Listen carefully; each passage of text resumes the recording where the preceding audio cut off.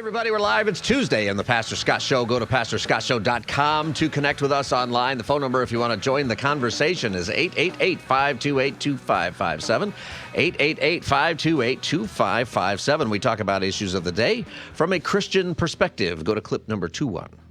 All I'm preaching is about Jesus Christ, and they weighed me, right? They say I'm crazy, right? I'm psycho.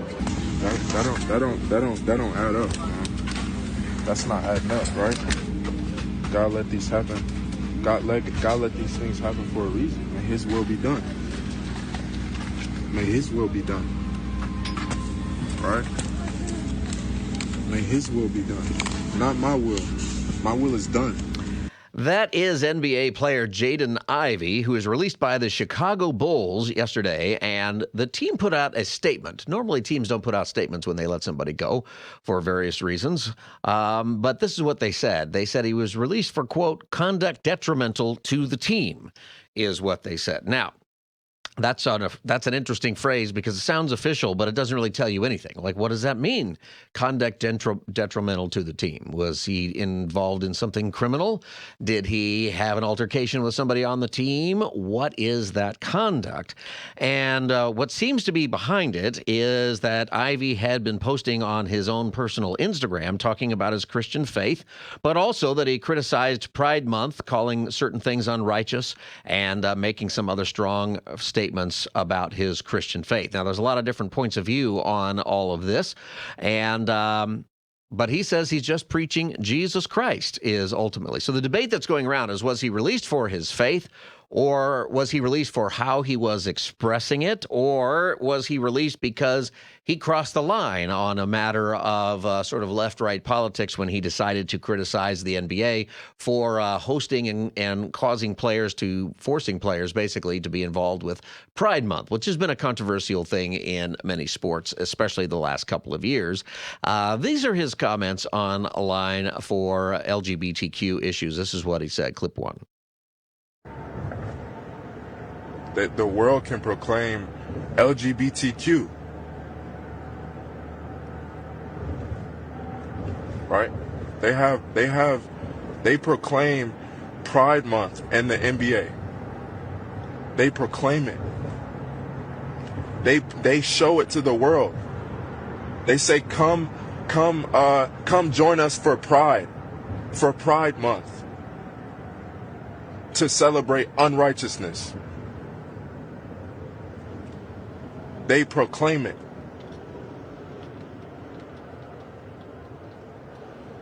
They proclaim it on the billboards. They proclaim it in the streets. Unrighteousness. So how is it that one can't speak righteousness? How is it one that how are they to say that man, this man is crazy? So a lot of people are saying that that is the remark that got him ousted from the Chicago Bulls, and it raises a lot of questions. Many questions, I think, are about how, as Christians, we share our faith and what is appropriate. Maybe you've had to ask yourself, can I really share what I believe? Do you feel comfortable sharing what you believe? When is it right to sort of censor yourself? When is it right to just put it out there, and how to do it?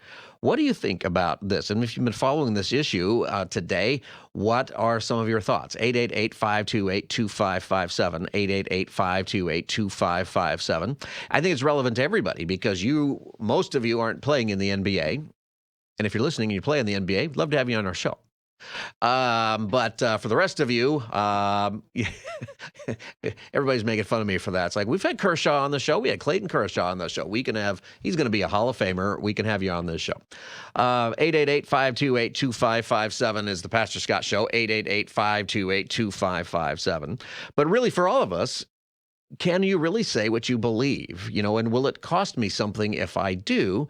And where is the line? What is the line that is there, 888-528-2557. See, it's not just a sports story. It is a story about living out your faith in a world that doesn't always agree with you. And there's a tension here that I think as Christians we have to deal with honestly. I think there's maybe more that's going to be a part of this story, the Jaden Ivey story, if you're just joining us, we're talking about. Was he treated fairly or was he targeted for his beliefs? 888-528-2557 is the number, 888-528-2557. Let's go to clip number 3, clip 3. They said my conduct is detrimental to the team, right? Why didn't they just say we don't agree with his stance on LGBTQ?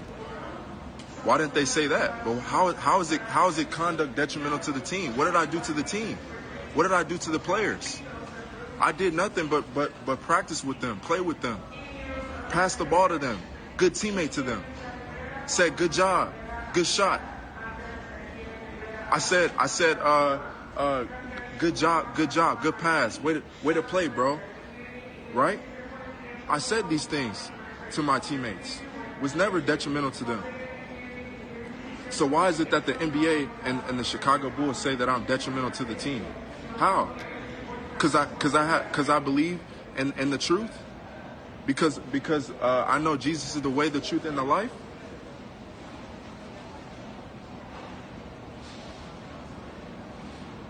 How? How is my conduct detrimental to the team? Because of what I believe. Because of what the truth is.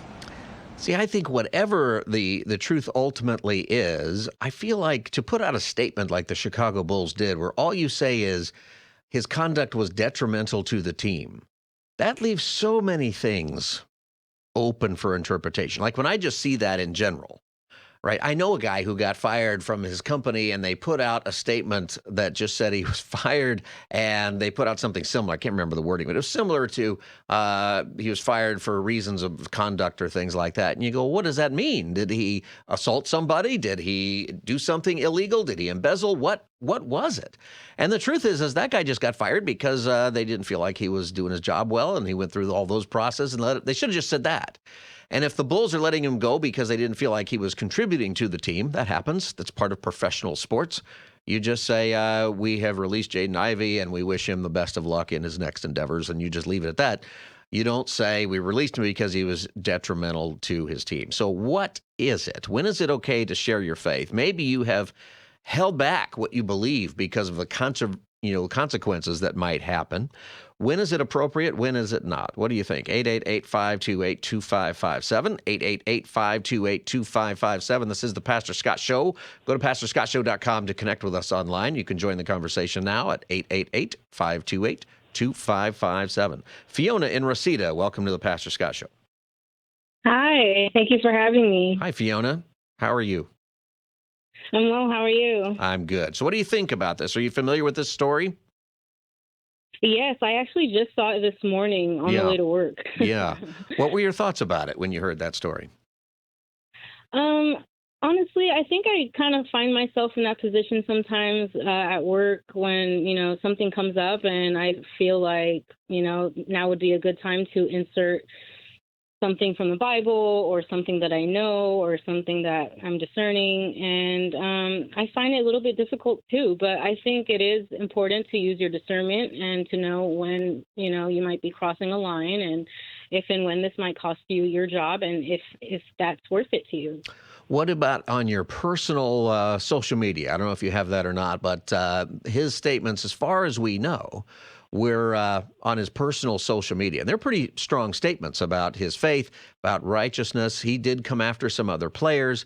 He criticized some different groups. And in this case, he criticized the LGBTQ movement as unrighteous. And he was upset at the league for forcing that upon fans and players, basically.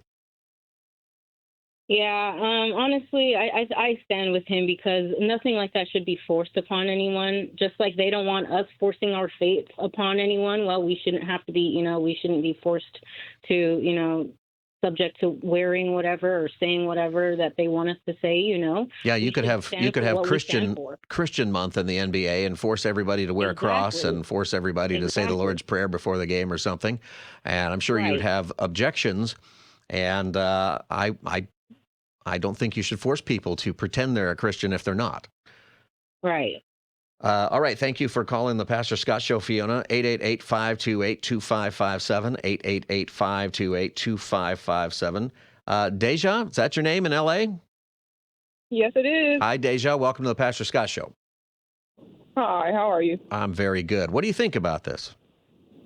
I think that in the Christian faith, our biggest thing that we're supposed to do is spread love and acceptance. And when we single out like a particular wrongness, that we're moving in the wrong direction. And it's more than acceptable to have your own beliefs, especially if you're a man of faith and he has a woman and he has children, and to raise his family how he should. But who knows what life he shares in the league and a career that he chose that's open to every and anybody.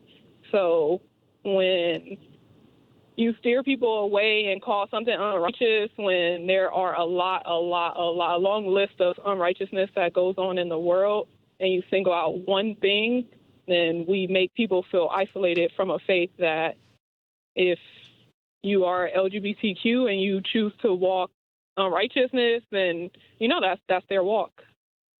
It's it's definitely something that happens a lot with Christians, as they'll single out a certain group, right, and say, well, at least I'm not them, or they're the ones, when all of us fall short of the glory of God. And that always needs to be clear, right, that all of us come to faith through Jesus wherever we are. I think he did say that about this group being unrighteous. Certainly in the Bible, there is a call for believers to call out things that are not right with God. He did that on his personal Instagram. Should that cost him his NBA career? I think when your reality is that of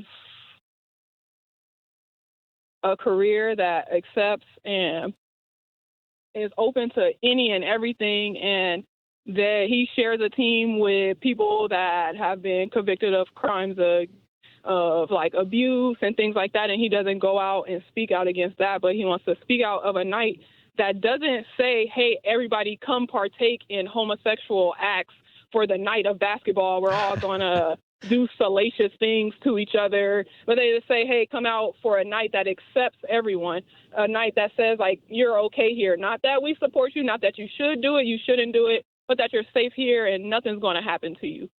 That's just all what the Pride Night is. So you feel like, so it's an odd thing that he would get let go for those statements, though, and some of the players that you talked about, other stuff, they get suspensions of 4 days or something for crimes and other things. Right. Why is that? Seems like there's a lot of reasons. If you're going to kick people off the team, things that they might do that are offensive or even criminal, why just a guy in his Instagram who says something that, a lot of people think anyway? Yeah, I think that point is very strong in that there is a lot of just the indoctrination of the world. Like it really does support homosexuality, and like everyone can have their opinions of that. And I do think it is something to really stop and question. Like, why did he get let go? Because he does share an opinion that everybody doesn't. But I think when you have conversations around what the law says is a protected group, that it forces organizations to act in a certain way. Okay. I appreciate your call, and Deja, thanks for listening to the Pastor Scott Show. 888-528-2557, 888-528-2557. We're talking about Jaden Ivey. Jaden Ivey is a player for the Chicago Bulls, or was, but he was released yesterday, and the statement that the team made was they said that he was guilty of conduct detrimental to the team. And they didn't really specify, but many people today are saying it's because of his Instagram, where he has a lot of Christian content, but he also calls out the NBA for their Pride Night that they make everybody do. He had called out some NBA players for not really standing up for their faith. And but most of what I saw anyway in his social media, he's preaching. And that's what he would say is going on. Let's go to clip number 4, clip 4. And y'all think I'm losing my mind. That's why the people around me think I'm losing my mind. But I have peace. I have joy. I have the fruits of the Spirit. I don't have to search for those things no more. Jesus Christ saved me. And he can do the same for those who repent and believe in the gospel. You don't have to be stuck no longer. Stop letting the devil do it. Stop giving the devil power. He has no power over Jesus. He has no power over Jesus Christ. The one who created the world. The one who created this tree that's right above me. He has no power. Jesus has all the power. The devil is subject to Jesus. So those are the kinds of remarks that a lot of his Instagram is. And what some people are saying some different things. And obviously we don't know. My question for us is, yes, what is your thought about was he treated fairly or not? The truth is we don't know all the details. Maybe he was doing a lot of that in the locker room or on, when they're supposed to be doing training for other things. I think you can kind of if you just keep doing that and you can't have a normal practice, maybe that's detrimental to the team, right? But if it's just his opinions, well, there's probably other people on the team who have the same opinions. Maybe they just don't express it the same way. What is the right way or what is the wrong way to stand for truth in today's culture, right? Is it always just the culture is, hey, against Christianity? So therefore, when he says, you know what, I don't like the Pride Nights, there's a lot of people who don't like the Pride Nights.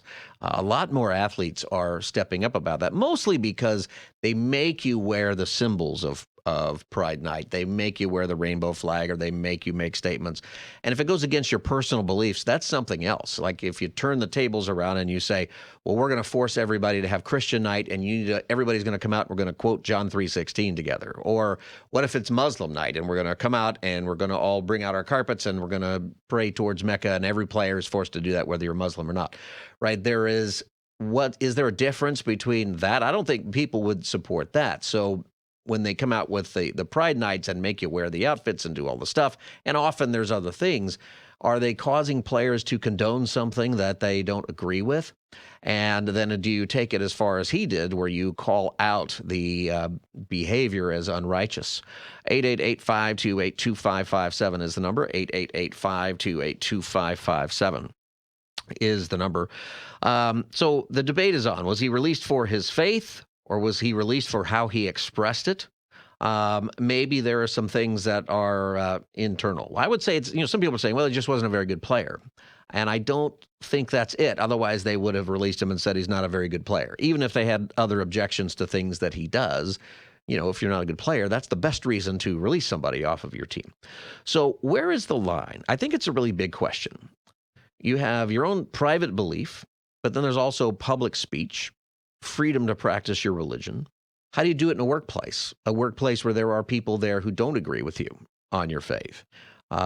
Should your employer be able to fire you for what you say publicly on your own Instagram? And social media is a weird thing, right? Because it's private, it's your personal Instagram, social media, but you're making a public statement, especially if you're an NBA player or an actor or somebody who is, a public figure of some kind.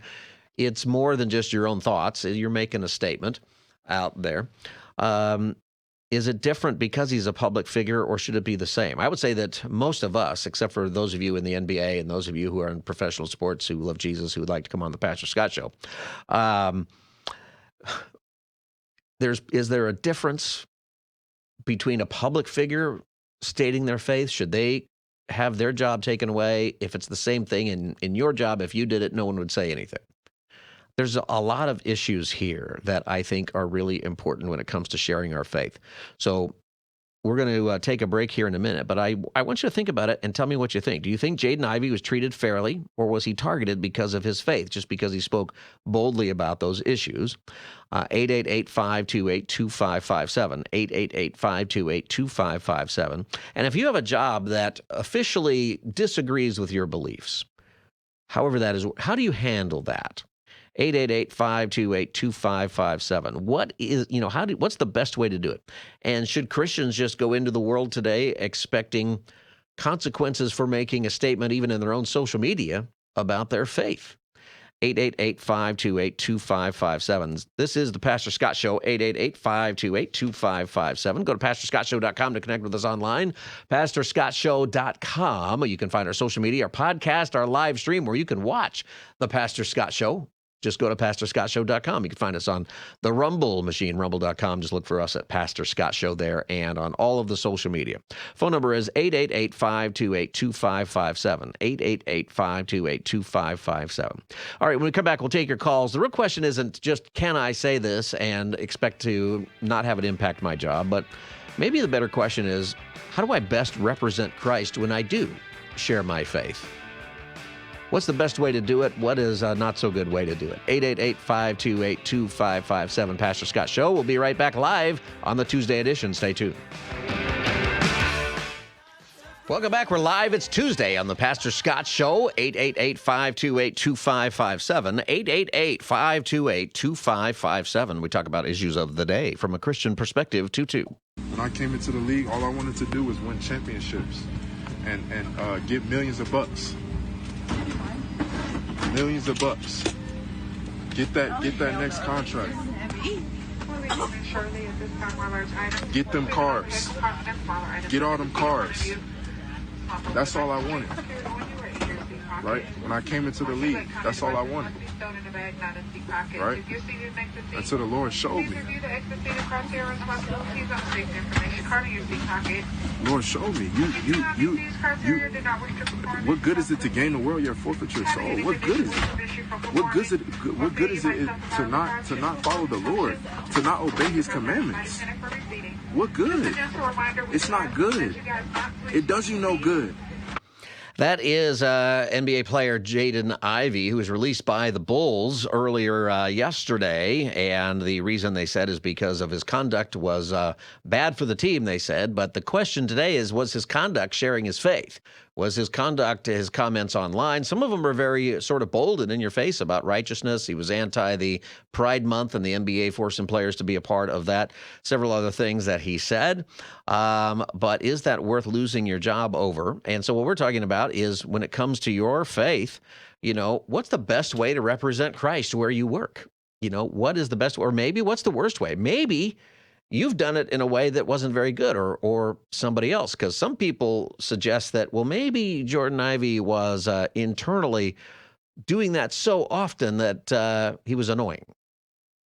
I mean, there's a place, right, where you just have to shut up and practice, right? We understand that you've been telling the gospel and all of that, but right now we need you to practice your free throws. 888-528-2557, 888-528-2557. James in Studio City, welcome to the Pastor Scott Show. Hi, good afternoon, Pastor Scott. How are you? I'm good, James. How are you? I'm doing okay. So I actually stumbled upon this radio broadcast quite by accident, and I listened, and you caught my attention. You're welcome. And thank you. And I do want to just want to take a moment to express I am so saddened to hear that this is what we've come to. This is where he makes perfect sense when he talks about celebrating Pride Month. Pride Month. We have Veterans Day. This whole Pride Month thing, and I have a daughter who has a LGBTQ identification that I am forced to deal with and to live with and to be a part of my daughter's life, because I love her. She's my daughter, and I will love her regardless, unconditionally. However, when it comes to speaking freely about Christian faith, I don't hold back either, and I feel saddened that this is where we've landed.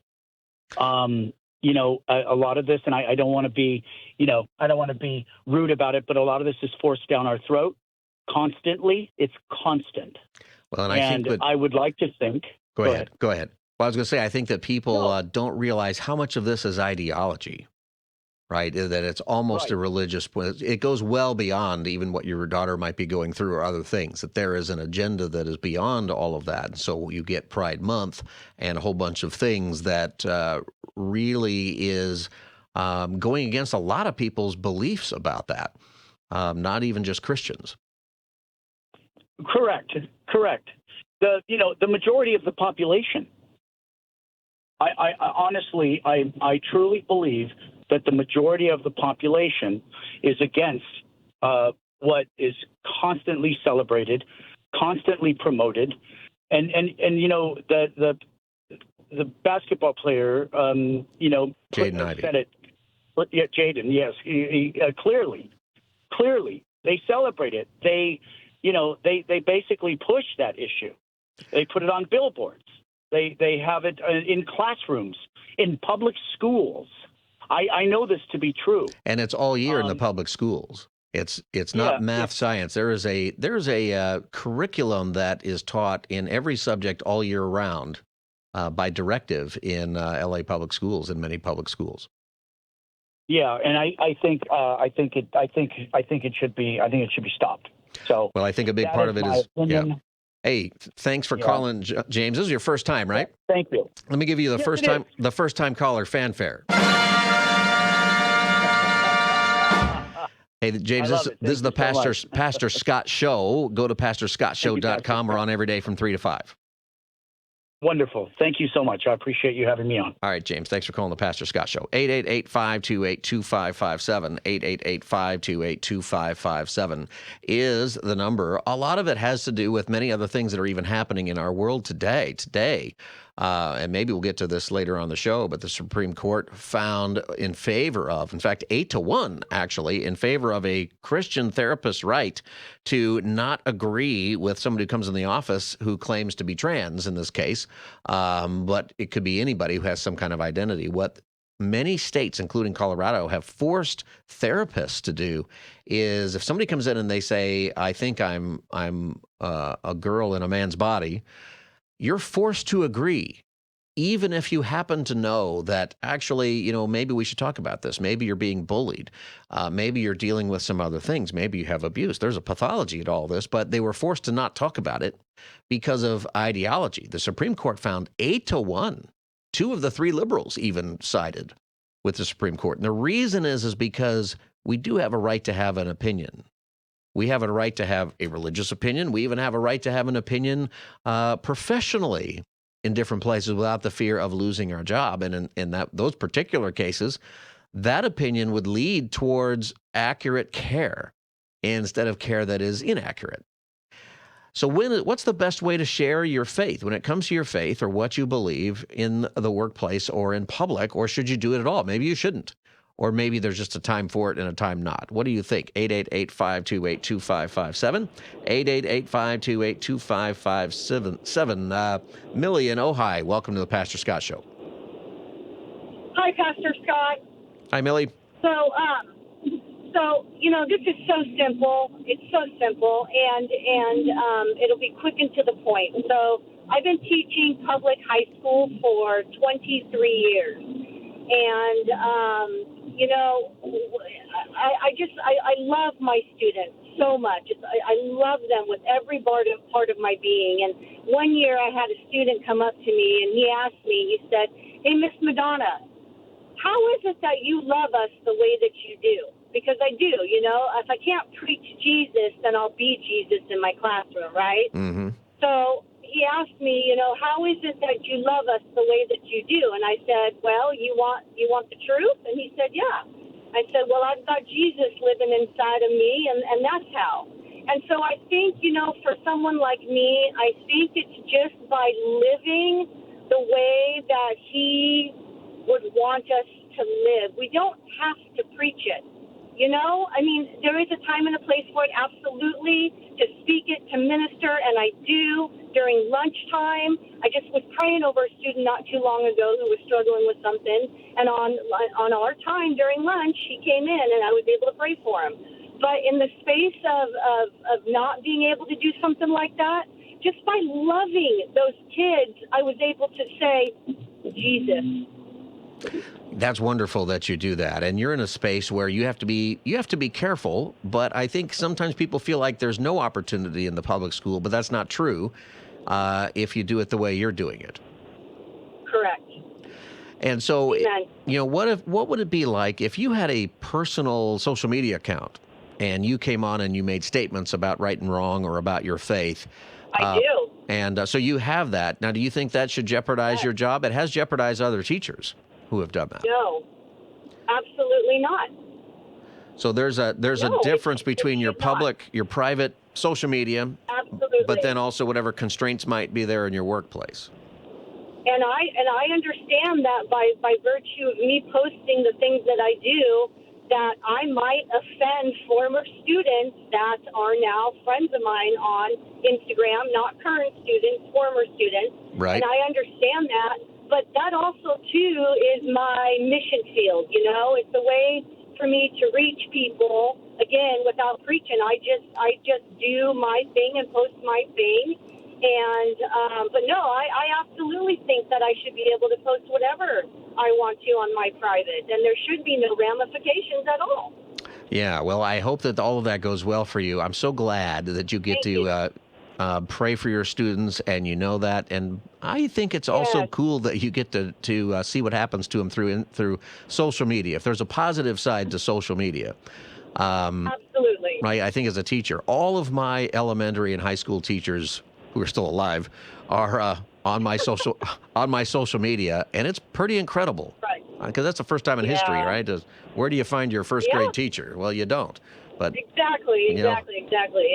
now you do. Well, God bless you, Millie. Thanks for calling the Pastor Scott Show. 888-528-2557, 888-528-2557.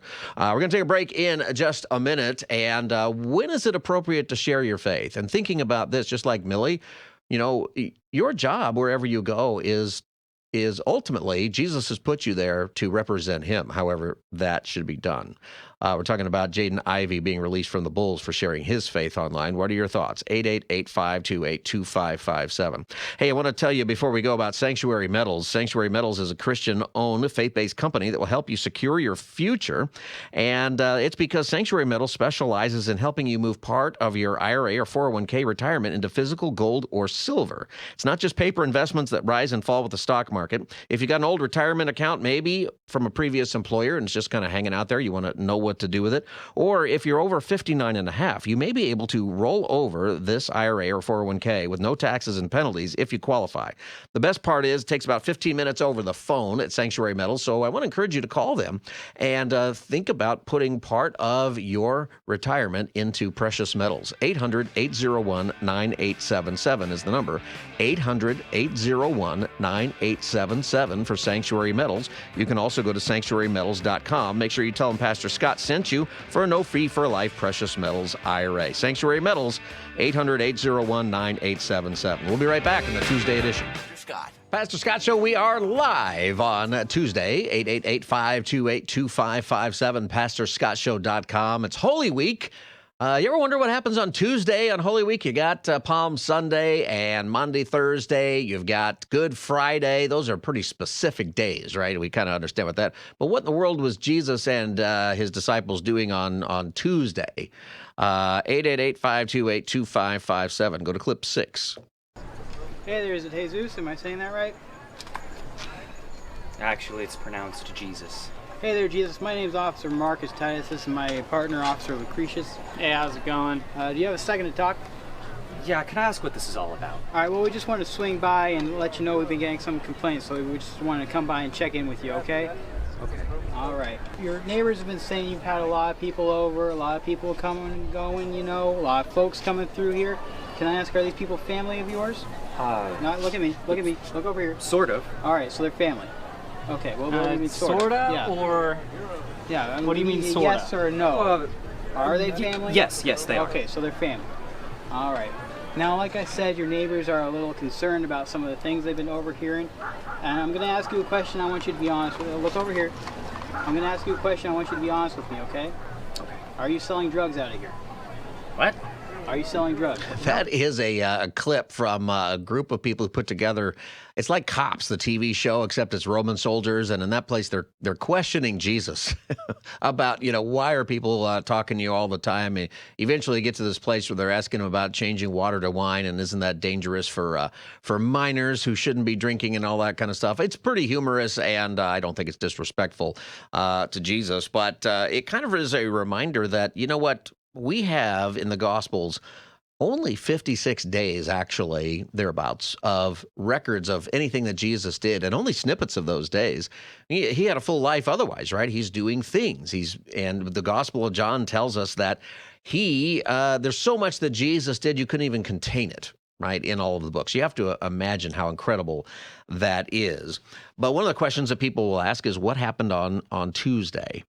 And, one of the things that people believe might have happened on Tuesday, Palm Sunday, of course, Jesus, the triumphal entry comes into Jerusalem, marked with the palm branches. That was on Sunday. You probably celebrated that in your church, or there was mention of it. Yesterday, we talked about Monday, Holy Monday or Passion Monday. Everybody's got a different term, they use for that. But a lot of people historically, traditionally say, okay, that's the day that he cleaned out the temple. Maybe he did it on Sunday immediately when he came in. Maybe he went and he checked into his hotel first and did that the next morning. We don't know specifically that, but some people traditionally said it was Tuesday or Monday. So on Tuesday, sometimes some traditions call it Great and Holy Tuesday. And it's traditionally associated with Jesus' teaching in parables. And one of those is the idea that Jesus maybe gave what's called the Olivet Discourse. And it's Matthew 24 and 25, where he talked about signs of the end of the age.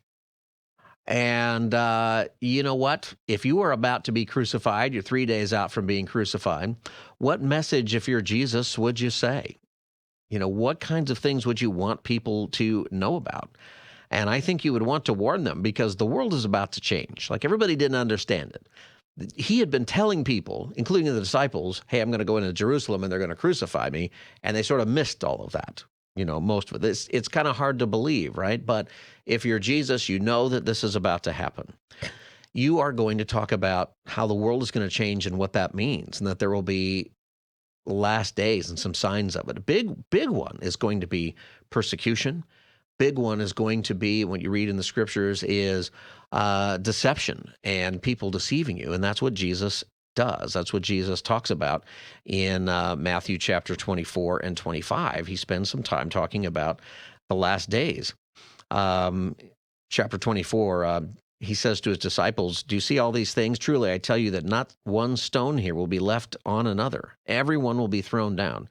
What's interesting, too, about that, by the way, is that whenever the temple was ransacked by the Romans in AD 70, the story is that the fire was so hot when they burned it down that all of the gold, accoutrements and things inside melted.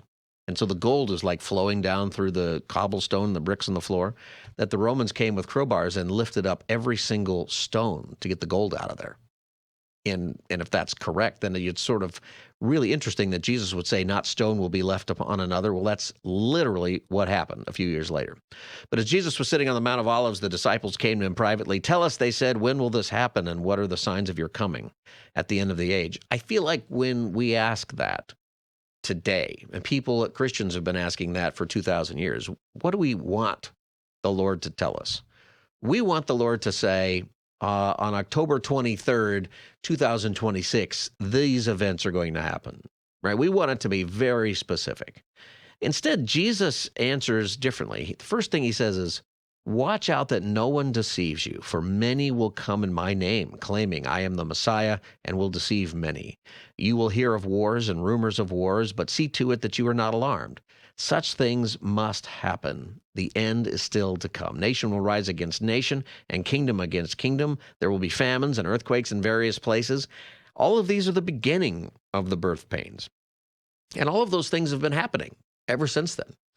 It is a reminder, I think, every time. When you think about this, and hopefully you're preparing your heart for Sunday, for Easter, maybe you have Good Friday services, maybe you even have Monday, Thursday services at your church, lots of different things to do.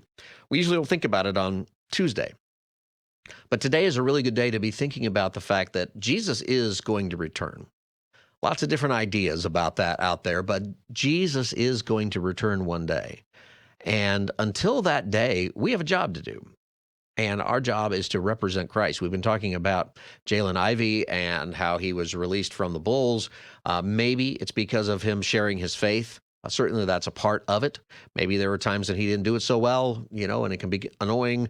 But he's out there preaching righteousness and out there talking about loving Jesus and doing that. And I think the reason that we should look at that and say, maybe he didn't do anything wrong. But even if he did, it's like, you know what, though? The business that you're in, Jaden Ivey, is not basketball. As a child of Jesus, the business you're in is saving souls. That's the business of each one of us who knows Jesus. That's our business at the end of the day. Now, that doesn't mean that we should be obnoxious about it, but it does mean that that is our focus. And because of that, Jesus also tells us that this is coming for people who follow Jesus. Verse 9, on Tuesday, he's speaking to the people, and he says, then you will be handed over to be persecuted and put to death, and you will be hated by all nations because of me. At that time, many will turn away from the faith and will betray and hate each other. And many false prophets will appear and deceive many people. Because of the increase of wickedness, the love of most will grow cold, but the one who stands firm to the end will be saved. And this gospel of the kingdom will be preached in the whole world as a testimony to all nations, and then the end will come. So right there, you get a description, I think, of the world that we live in now. And this is predicted elsewhere. 2 Timothy, Paul writes 2 Timothy 3, but mark this, there will be terrible times in the last days. People will be lovers of themselves, lovers of money, boastful, proud, disobedient to their parents, all of those things, ungrateful, unholy, without love, and unforgiving, slanderous, will harm people with lies and manipulations, what that means, without self-control, brutal and violent, not lovers of the good, treacherous, rash, conceited, lovers of pleasure rather than lovers of God, having a form of godliness but denying its power, have nothing to do with such people. It's an interesting thing to go back and read what people wrote 2,000 years ago about signs of the end times, and to then ask yourself, are we there now? Now, Christians have always thought they're there. For 2,000 years, they've thought they're there. And there have been times where there are dark times where many people fell away, and there were times of war and destruction and terrible things. But then there have also been times of great revival. If you're looking at the world today and you're saying, what a mess, everything is out there. These people are crazy. Maybe that's what you're saying.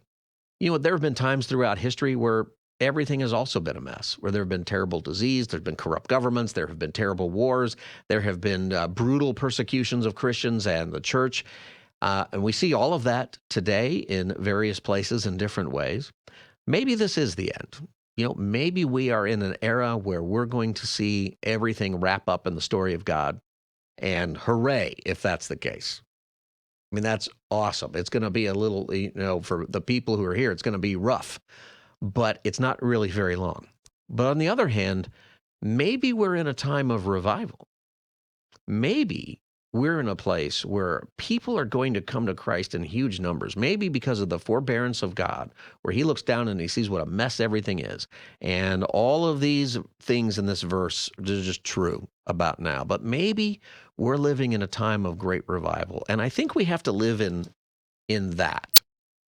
I think Jesus tells us about the end times and what it's going to be like not all the details, like the time and the place. And we have prophecies that are vague enough so that I think when it's really happening, you will know for sure. I don't think there's going to be any doubt at the actual end time.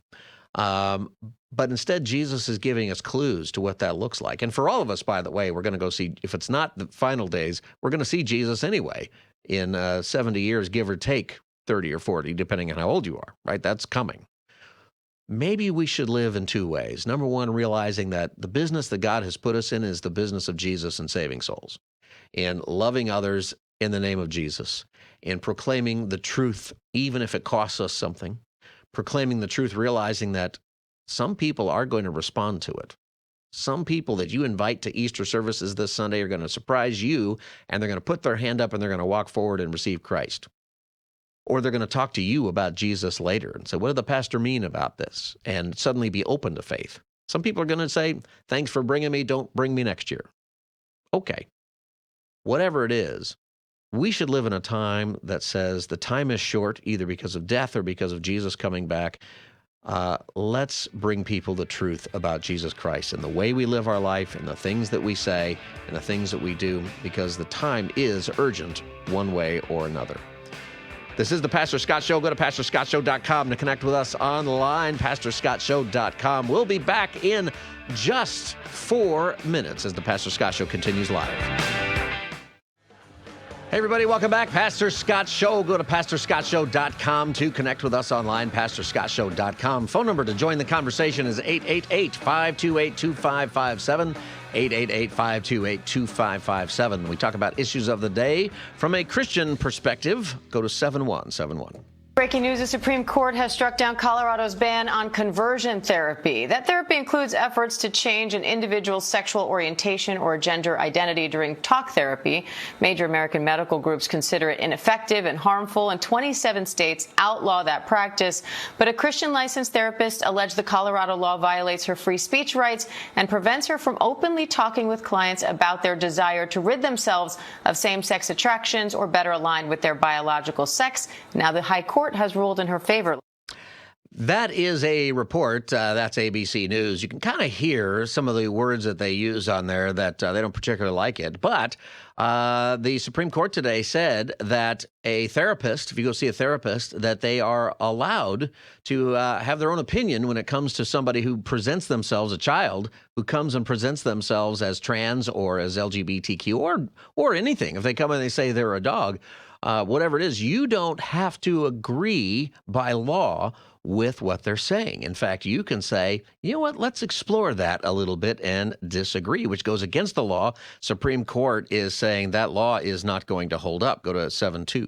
And it was an 8-1 decision, Diane. So strong, almost unanimous ruling by this very conservative Supreme Court, drawing support from Justices Sonia Sotomayor and Elena Kagan that, in fact, Colorado's law, which was enacted several years ago to protect minors from the forcible efforts of therapists to try to change their sexual orientation and gender identity, does infringe on the free speech rights of those providers. So this is a very, very important case. It's important for your church, by the way, for your pastor, for youth pastors, for youth leaders, people dealing with kids in all sorts of areas, even teachers, because the direction of the law and the direction from the far progressive left is to stop anybody from questioning a kid who presents themselves in particular as transgender, meaning that if a 8-year-old comes in for counseling and says, you know what, I'm a boy, but I think maybe I'm a girl. Instead of having a conversation where a normal therapist, in fact, most therapists, by the way, regardless of kind of where they are ideologically, most therapists would want to talk about that for a while, because there's a lot of reasons that people come in, especially children, and say one thing or another regarding their sexuality. But these laws, including the Colorado law, would say you're not allowed to question that. You just have to assume it's true and proceed along these guidelines in treating. We're not talking about medication. We're not talking about anything like that. You hear the word conversion therapy, and maybe you're thinking you're sending them off to some camp where they're going to be have electrodes and electric shocks and things, which has been done before to try to get people to change their sexual orientation or their thoughts about these things. That's not what we're talking about. We're talking about the ability of the therapist to actually push back and say, now, why do you think that? And to try to get to the pathology of why someone is coming into that. So here's what is going on. This is U.S. Supreme Court case Childs versus Salazar, and it's 8-1. So I want to enforce here that it's 8-1. So 2 of the 3 liberal justices also supported this. So this isn't, you just heard them say the conservative court. No, it's almost unanimous. The one is Ketanji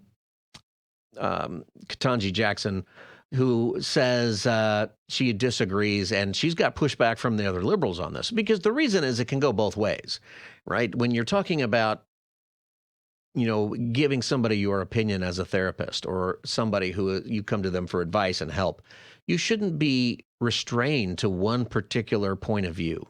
You should be able to scope it out, figure out what's happening. And if you constrain it, well, then on one side constrains it, then the other side can too. 888-528-2557, 888-528-2557. So in this case, a practicing Christian mental health counselor in Colorado Springs challenged a 2019 Colorado law that bans conversion therapy for minors. The law prohibits licensed counselors from engaging in any practice or treatment that attempts to change a minor's sexual orientation or gender identity, including efforts to change behaviors or gender expressions or reduce same-sex attractions. Violations can lead to fines or even license suspension. So basically, the law explicitly allows acceptance, support, and understanding for identity exploration and assistance with gender transition, but it bars approaches aimed at aligning with the client's biological sex or reducing unwanted same-sex attractions or things like that. Now, the reason that this is a big deal, and there are organizations that are not religious, groups of people who are therapists who gather together who have been fighting for this right actually for years. It's because many people who come in, what they say is, hey, I'm feeling this way, and I don't think this is right. Maybe they don't think it's morally right, but maybe they think psychologically it's not right. They come in and they say, you know what, I feel like I'm transgender, but I feel like that's not right. There's something, I need some help. And what these laws are doing are they are restricting therapists from helping the patient even when they ask for it. Even when they come in and they say, I don't think this is right. I'll tell you what, maybe some of you have worked with youth groups and kids. I have actually had a conversation with somebody who came in and said they were trans, and a half an hour later, they were no longer trans. This was 30 minutes. And I was the pastor of the church. I was doing youth group that night, and a kid comes in, we talk about it. And you know what? That kid kept coming, and they weren't. What was happening is they were getting bullied. He was a little bit effeminate. People were saying, I think you're really a girl. And this was a long time ago. This was 10 years ago, 11 years ago, maybe even kind of before there was a lot of conversation about this. But he was feeling pushed that way by other friends, by other people, but really he was being bullied. He had parents who weren't very supportive. There's a lot going on in this kid's life. And I was able just to encourage him to look past that. And then he joined the group. Everybody was nice to him. He developed some friends, and he wasn't dealing with that. Now, that kid, if that kid goes to a professional counselor in Colorado, I think even in California, they're not allowed to push back. And instead, they're supposed to push them in the direction of transition, which leads to hormone therapy and drugs and could even lead to cutting off private parts. That's just the world that we live in right now. And when you know as a therapist, even as a counselor, that there's something else going on here, you need to have the right to explore that. And especially when that person comes into your office and asks you to do that, you should have the right to discuss it. This is the Pastor Scott Show, 888-528-2557. 888-528-2557 is the number. 888-528-2557 is the number. You know, it's a huge case, not just for religious rights, and this particular person was a Christian mental health counselor, but it is across the board something important for viewpoint, that you should be able to have your viewpoint, and that is ultimately the opinion. Let's go to 7373. Now, Colorado had argued that talk therapy is a medical treatment, and the state should be able to regulate that treatment like any other medical treatment. But Justice Neil Gorsuch, writing for the court's majority here, said that what Colorado has done, limiting the ability of counselors to talk to their patients about their identity, changes they want to see made, quote, censors speech based on viewpoint. And he said that Colorado law doesn't just regulate the content of that speech, but in fact, in his view and the majority's view, goes a step further, prescribing what she can and cannot say. So this is ultimately a free speech case. It's allowing counselors, but you have to understand, and as a pastor, I used to get mailers about this and a whole lot of stuff saying, hey, you're not going to be allowed to even have this conversation. You know, I had a guy one time who was homosexual, and he came in and he wanted some help with that and ultimately some different things. And he kind of said that wasn't really an issue, but what he got into was he was having a sexual relationship with his mom. All right, just to put that out there, that's what was going on. These laws would tell me I can't pursue that. See, because I think that's connected. He's being abused in the worst way. And maybe this isn't really part of his orientation or part of his, maybe he's suffering because of the abuse that his mom was giving him. He didn't seem to think that had anything to do with it at first. And then later on, he started to say, you know what, maybe this is. I realize that's kind of a harsh thing. But these laws are saying to people who are counselors, I can't say anything about this. I can't push back. I can't have a conversation with somebody who is presenting themselves in one way. And the only reason is not science, it is left-wing propaganda. That's the reason. And it means you can't help people like this.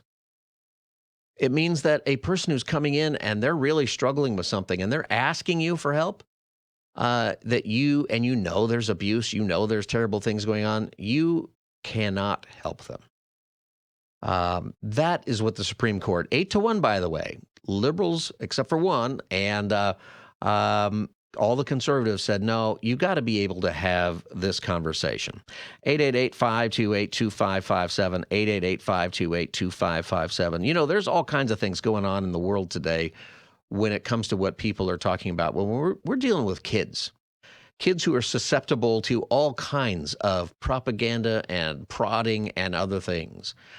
And you're saying to a counselor that they can't have a conversation with a kid that would discourage that kid from taking hormones, discourage that kid from, when you know that probably they're not really even trans, when you know that they are in a situation where maybe there's abuse, maybe you feel like there's bullying and other things and they're being pushed, you're not allowed to disagree with them.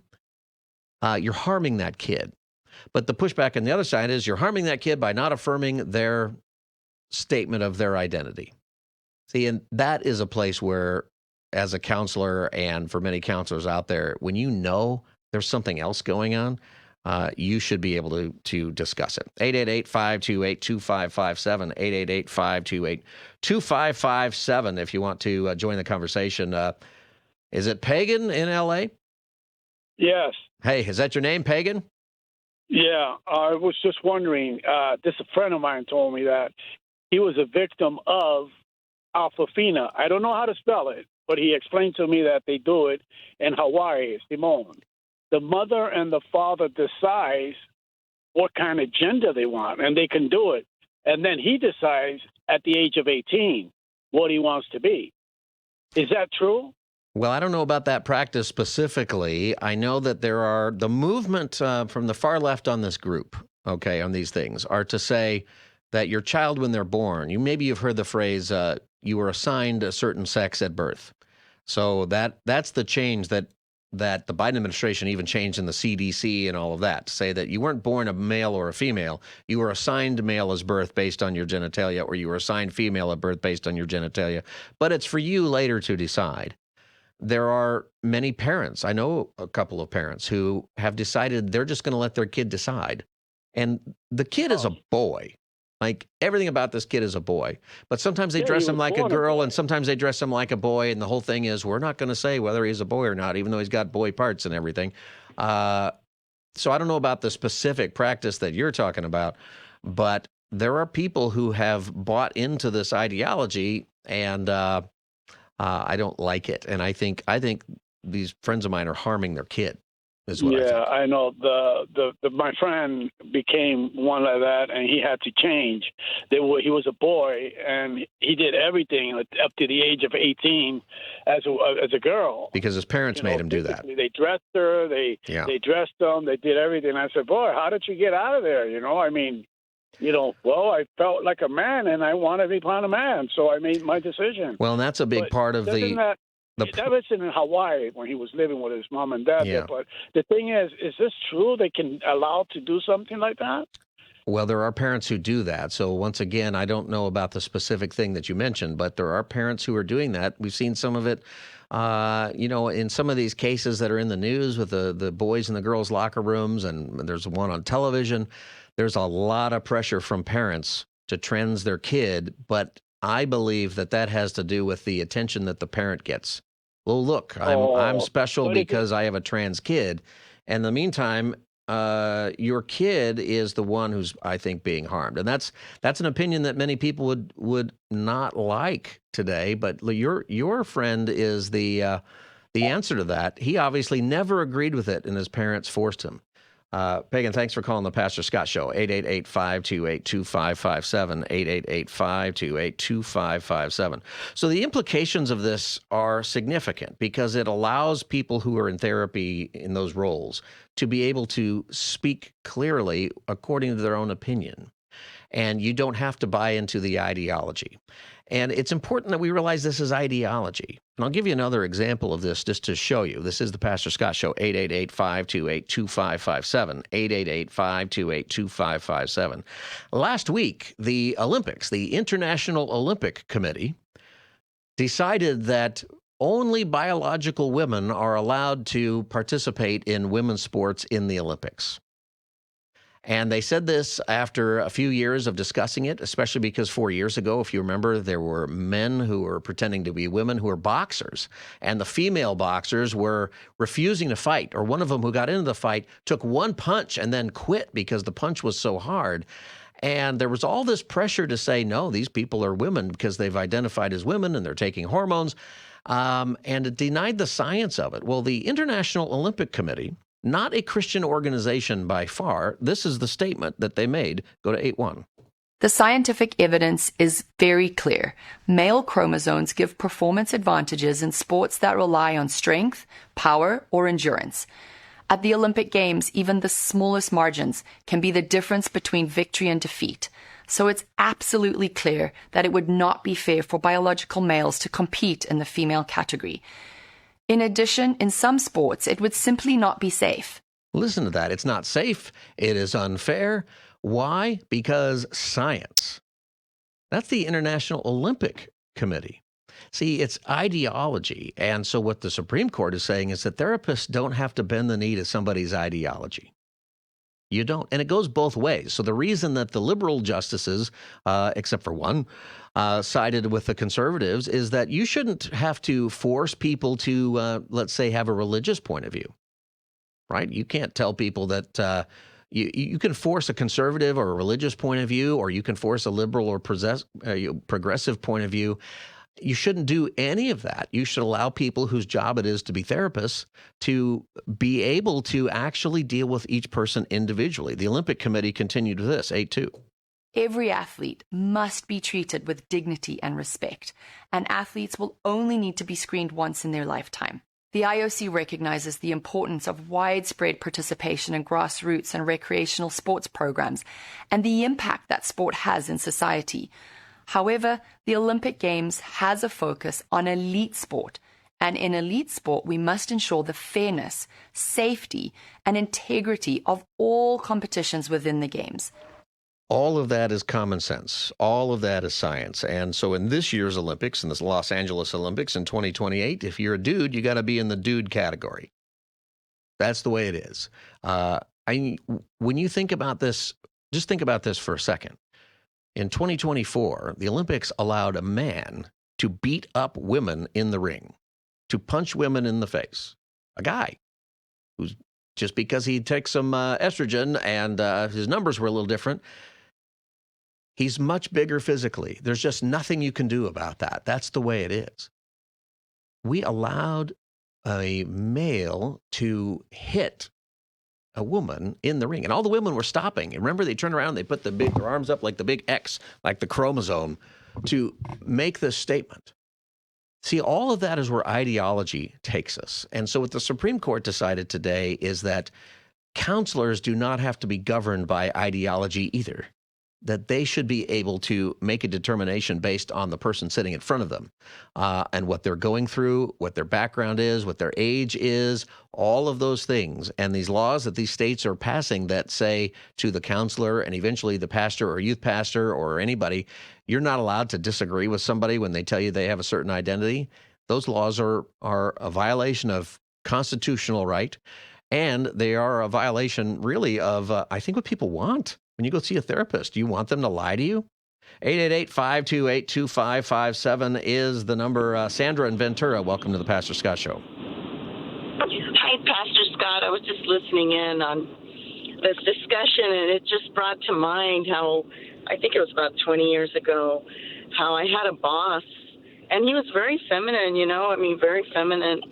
And, I mean, we kind of thought about it, but he had a beautiful wife, and, they were such a great example at work, And also my son grew up with somebody that was very feminine, but we never thought anything, you know what I mean? And even like myself, I grew up with 3 boys, so, I'm kind of, I guess they would call back then tomboyish. Right. I am a little bit more rugged, you know what I mean? I think I scare off the men, I've been told, you know what I mean, which is fine, But I've been called to singlehood, So, I just kind of find it interesting how the devil can work through people, right? Well, and what's the push has been to take the children who are tomboys, girls, or who are effeminate, and force them into being transgender, not even gay. Like the direction is, we're going to treat you medically because we're going to say you're this other gender, which is actually anti-gay. Actually, a lot of gays have come to that conclusion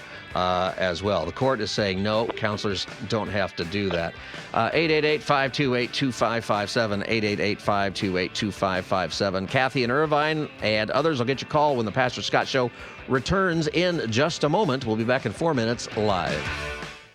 Hey, before you go, one of the things that you should take care of is sleep apnea. I did it 2 years ago. I went to go see Dr. Eddie Simon here in Los Angeles because he had a treatment for sleep apnea that was different than the CPAP machine.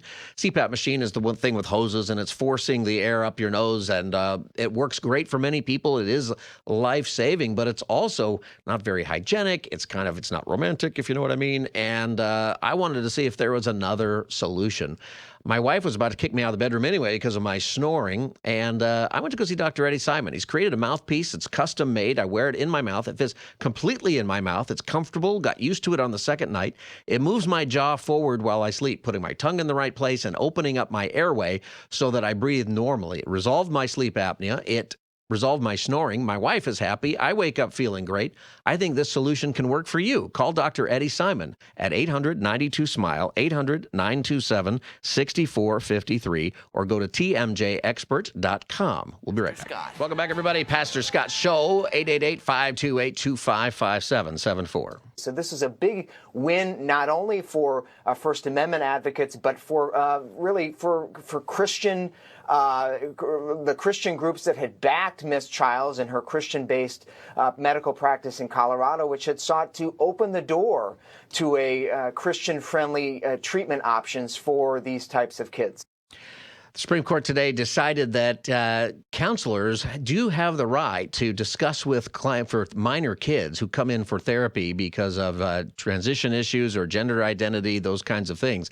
They have the right to help a child work through those issues, even if it means they go in another direction from their identity. This is a huge deal because the pressure, and 29 states have laws that prohibit professional counselors from counseling children against whatever they say they want to do transitionally, even when those counselors personally know or personally have an opinion that it's the wrong decision for them to do it. Now those counselors will have the freedom to do that. It's a really big deal because this push was coming even to churches, pastors, and youth pastors, and people who are dealing kind of on the ground level with kids who often are confused about their identity, their sexuality, lots of things, and some of it's normal human growth, what happens in puberty and just growing up. Some of it today is because there is so much pressure and influence that's coming from the schools or coming from different things they might be into, even on social media. And it's rough. And so many of these kids are pushed in a direction that is detrimental to their health. And the laws that will probably now be overturned ultimately, is what the experts are saying, have forced counselors, not just religious counselors, but any counselor, into just accepting whatever a kid says they are and pushing them into, in particular, transitions, medical transitions and other things, even when that counselor knows, hey, you're too young to decide this, or I think you've got abuse or other things going on that are informing this. Now they're allowed to say. 888-528-2557 is the number, 888-528-2557. Kathy and Irvine, welcome to the Pastor Scott Show. Hi. I was on the freeway. I pulled off, and I'm in a parking lot, so I can talk to you because this subject. I'm 70. I'm not a kid, but I do have something I want to ask you. Is right after this. Yesterday, I was I was checking in for my dermatologist appointment for tomorrow. They have the online check-in, so I'm filling it out. You know, my name, my address, all that stuff, my language. It gave me 4 choices about sexual identity: sex, which is female, sexual orientation, gender identity, and pronoun, and those were all separate.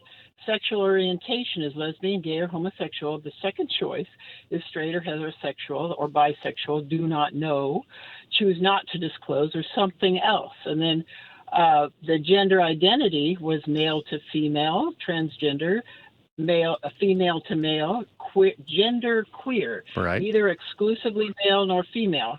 And then additional gender category, please specify. That's below, all that below male and female. And then the one that really shook me up was the pronouns. He, him, his, himself, she, her, Oh, there's hers. a million of They, there's a them, million of theirs. them, and I And think that last I looked, there's there's 100, 9. like 112 genders that you can pick from now. Yeah, that's what they're trying to tell us. So that really, you know, and this is like the HIPAA thing, where you can't, they're not going to get disclosed to other people, the privacy thing. But my original question was, I used to be worked in a large group childcare, and then again in small group childcare for 30 years, and we were mandated reporters. If there was any funny business going on with any parent or any sibling or any other child that was sexual abuse of any kind, we were mandated reporters, and we were supposed to call our licensing, right, the county licensing. And so now it sounds like, okay, that in Colorado, that's a big victory. But so now it's not mandated reporter. If a counselor comes across a child who's thinking of changing their gender and somebody's influencing them, that's all blurred now. Well, it's probably the other way around. I'm not sure how it fits into mandated reporters, but that's interesting. So what it is now is if a child in Colorado, and in our state and many other states, if a child comes to you for an appointment, presumably their parents have made this appointment, right? But not necessarily if they're over 12. And the child says, I think I might be transgender, but I don't want to be. Can you help me? Okay. Previously, the counselor was not allowed to have any conversation. They had to affirm the transgender thing and say, there's nothing wrong with you. You're fine. Let me help you with that. Now, the difference is the counselor can say, well, let's explore this. So even a counselor who believes that children should transition, many of those counselors understand that not every kid really is dealing with that they should probably ask, is somebody pressuring you to do this? And in some cases, it is the parent. And if they discover abuse, they probably have always been a mandatory reporter. This probably opens it up as another category of abuse. Like you could say that the parent is forcing a kid to transition and they don't want to. I would call that abuse. So the mandatory reporter thing, it's still a thing. I think this gives a little bit more freedom to counselors when it's dealing with this particular issue, is what this will do. And see, and the reason that this is so critical is it's not just about the kids or transition, or transgender kids. And what I like to say on this issue all the time is, as believers, we have to recognize that this is ideological, and as soon as the culture decides we're not going to buy into this anymore, which is really where we're going. Europe, Australia, most places have rejected all of this stuff for the most part now, and we're just 2 years behind, but we're headed there. What's going to happen, though, to these kids who have been pushed in this direction, who later decide that they shouldn't have been, they're being abandoned.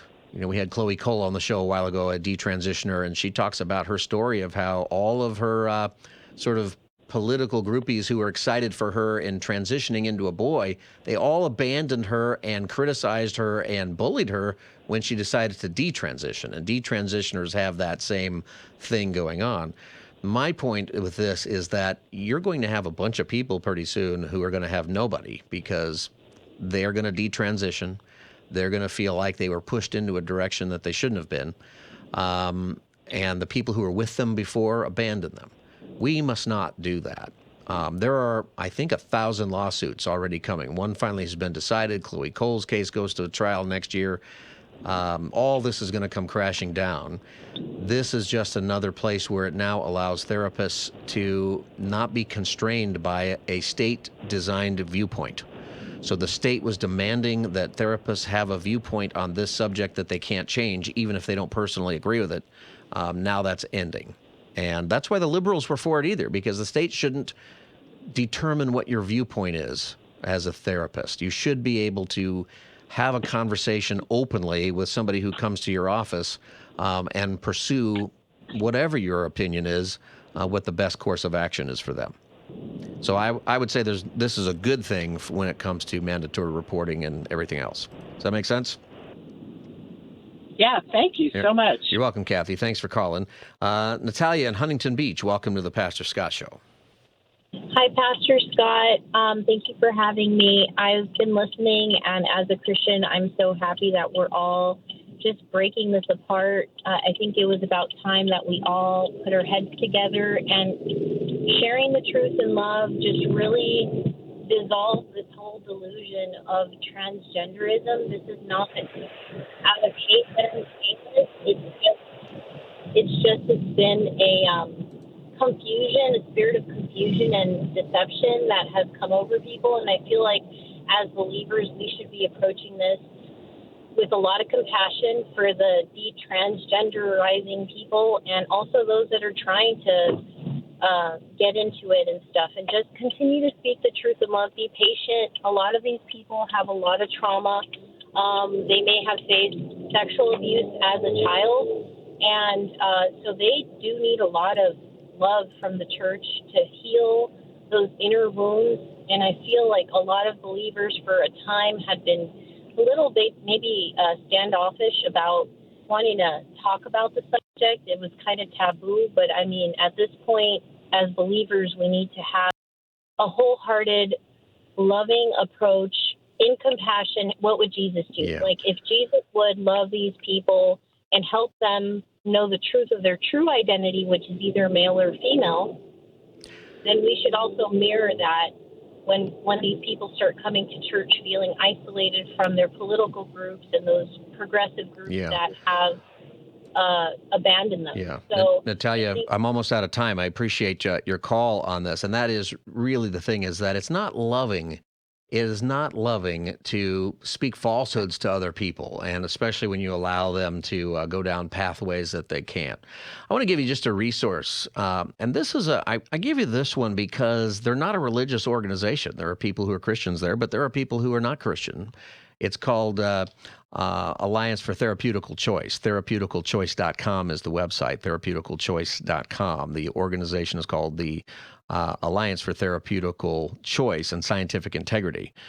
This is a group that for many, many years, it was actually started by liberals. It was started by a former American Psychological Association president who is exactly here for this, saying, you know what, as therapists, we should have the right to actually treat the patients who come to us and to try to help them overcome things, even in areas of sexual transitioning and identity, that we know for scientific fact you can deal with. Now, sometimes you can't. Sometimes it doesn't work. Sometimes people genuinely are homosexual, and those are the things that they got to deal with that way. But many times there's a pathology to other things, and therapists know this. And if you want a resource that's a little bit scientific, kind of heady on different things, but they have been on the forefront of this, go to therapeuticchoice.com is the website, and it might surprise you, the things that are on there. At any rate, we have to be a people who are about truth and about really helping people, even when there is political pressure to accept an ideology that is different from the truth. Supremes were on the right side of that today. All right, Pastor Scott Show. Go to pastorscottshow.com. We'll be right back. Welcome back, everybody. Pastor Scott Show. Go to pastorscottshow.com to connect with us online, pastorscottshow.com. And you can follow us on social media at Pastor Scott Show, at Pastor Scott Show. You ever been in a car accident? Statistics say most of us will be in an accident at some point in our lives. I got into a huge accident one time with a car I had just bought. I hadn't even made a payment yet on it. That was the very unfortunate part of much of it. 7 cars. I was right in the middle of it. And it was a Honda Accord that looked like an accordion by the end of the accident. I got smashed in between a big Chevy truck towing a boat and a big Brady Bunch style tank of a station wagon that was still on the road back in those days.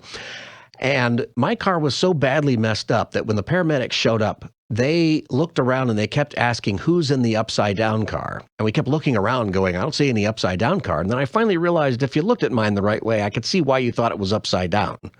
And I said, well, if you mean that one, it's not upside down, but that was mine. I was lucky to be alive and lucky to walk out of that thing, actually. And it was just a blessing from the Lord. And at the moment of that moment when I walked out, I felt pretty good. And it was a weird period of time because not only had I just got the car, but I was in between health insurance. So I didn't have health insurance, and I didn't realize my car insurance actually had a medical benefit on it at the time. So I refused the ambulance. And I thought, I feel pretty good. I don't want the ambulance. And they said, it'll be $600. And I don't have $600. And so I called up a friend and had her drive me to the ER. And there was a lot that went on between the time that the car accident happened and the time that I went to the ER. And I'll tell you what, the next day I felt horrible. I was in a lot of pain. I had cuts and bruises all over my body that I hadn't even noticed before. And they really didn't check me out too much in the ER. I had to wait because I drove myself in there, or she drove me in there, right? And, I think about that all the time because whenever an accident happens, whenever something like that happens in our life, it's so hard to think about what the wise thing to do is. And I want to give you that advice because if I would have had this advice at the time, I would have made a better decision. With me to talk about it is attorney Bob Makeley from Berglund & Johnson. Berglund & Johnson are the personal injury attorneys with offices in L.A., Orange County, and serving Southern California. You can protect your family by calling 1-800-4-IF-HURT. That's 1-800-4-IF-HURT. Bob Makeley, welcome back to the Pastor Scott Show. Hey, it's great to be here. Thanks for having me. So you hear a case like mine probably a lot where people, the first period of time after an accident or after something happens, they don't do what they ought to do in a way to protect themselves. Am I right? You're exactly right. And, I've heard stories like yours hundreds of times over the years. And it's understandable. I mean, you just were in an accident. Your adrenaline's running. Oh, yeah. You're probably not thinking straight. I remember how I felt, the adrenaline pumping so hard there. And right. Major accident, too. 7 cars shut down the whole freeway. Wow. Yeah. Well, praise the Lord. You got through it okay. I mean, yeah. So, but yeah, so if you can think of these things through before this happens or have some sort of familiarity with what you should do before this happens, it'll help you avoid some mistakes down the road. Yeah. Well, I had to get an attorney eventually. And, he was like, well, why didn't you get in the ambulance? And why didn't you do, it was a whole lot of those questions. It's like, well, I didn't think I could afford it. That's what I was worried about the most is that, the finances of it was going through my mind a lot more than anything else at the time. And that just period of time in my life, that was a big deal. So, what is the very first thing? So somebody listening today might be getting in an accident today or soon where, and people on the freeways, it happens all the time. I've been in 2 fender benders in the last 4 years. Just happens, right? What's the first thing somebody should prioritize after an accident? Well, I think the first thing you prioritize is your own health and safety. That's regardless throughout this whole process. So check yourself out. If you have a passenger, make sure they're okay. Then next, check your surroundings. Make sure you're not in a dangerous situation where, traffic might be approaching you at high speeds. Right. And if so, then you can move over safely to the side of the road and then start the next steps. The first, but safety first. Yeah. So the first 72 hours or so, they say, are some of the most important when it comes to medical things. Because when I got in that accident, I almost didn't go to the emergency room. The only reason I went is the paramedics kept pleading with me to go, and then seeing my car that looked upside down, but it wasn't. I thought, well, maybe I'm hurt more than I think. Otherwise, I wasn't going to go. I was just going to go home. Yeah. And that, again, typical. But it's really important in those first 72 hours or so to get checked out by a healthcare professional because you just don't know. And as I said before, your adrenaline's pumping. You're probably not feeling any pain at any point. The next day or the day after, you're going to start probably feeling some symptoms. But it's important to go to a doctor, A, to get checked out for your own health. God forbid this ever turns into a lawsuit. But for B, there's some documentation there. Should one you, of the favorite things. Go ahead. I'm sorry. Go ahead and finish. Go ahead and finish. So one of the favorite things that a defense attorney or an insurance company will love to point to are gaps in treatment. So, you know, the argument is, well, if you're really hurt that bad, why did you go see a doctor for the first month? Or, you know, you see a doctor the first day and then you don't see another doctor for another 2 months. So the argument is you can't really be that hurt, but that's not really the truth many times. That's right. So it's important to go to the doctor to get checked out. Yeah, this is the Pastor Scott Show. My guest is Bob Makeley from Berglund and Johnson. We're talking about what to do when you get in a car accident, and that day is probably going to happen for most people if it hasn't already.